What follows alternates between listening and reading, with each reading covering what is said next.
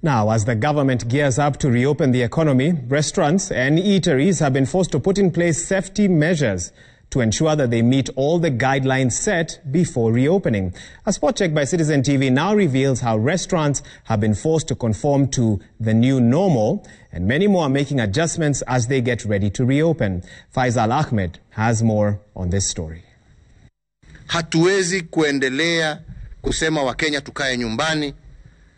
Hatuwezi kuendelea kusema tu Wakenya musiende biasharani zenu, musiende makazi, musiende namna hiyo. It will not be a question of if, but when the economy reopens following this pronouncement. But even then, some sectors whose protocols are already moving fast to resume business. Restaurants and eateries are continuously putting in place measures to ensure that they comply. However, for those in operation, this is the new normal. And to ensure safety before entry, some restaurants have installed walk-in sanitization booths to disinfect clients before getting into the restaurant, after which one is instructed to wash their hands with soap and water before their temperature is taken. Inside, markings on the floor show customers how far apart they need to be from one another, some with instructions on how long you're supposed to wash your hands. Tumejitahidi mpaka sasa hivi tunataka kufungua mahoteli yetu. Mojawapo ya vitu ambavyo labda mpaka sasa hivi tumechukulia hatua ni sheria ambayo serikali imetokea ya ufunguzi.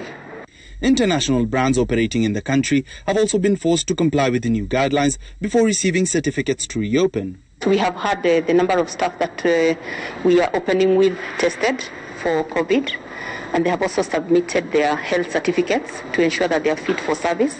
Here, the management has ensured that it has installed sanitization points with 2 hand-washing points outside the premise. However, restaurants that have been operating say the main challenge is enforcing the social distancing rule inside the restaurant. Dealing with public is a very difficult thing. Most of them, sometimes some of them comply, some of them refuse, but we try to keep them as distant to each other as we can.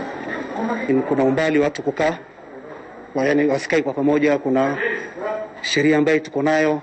Kwa hivyo nafikiri tutakuwa tunachukua muda wetu mzuri tu kwa kuwakaribisha na kuonyesha labda to guide them on where to sit, since we have new protocols, since we have new rules. I think in a very polite way will not be hatakuwa tunakubali labda maana inaweza hata kutuletea shida sisi kama kwenye hoteli. Even as they're slowly going back to normal, most restaurants are operating at less than 40%, with many operators saying that they have been forced to let go of more than half of their staff just to stay afloat.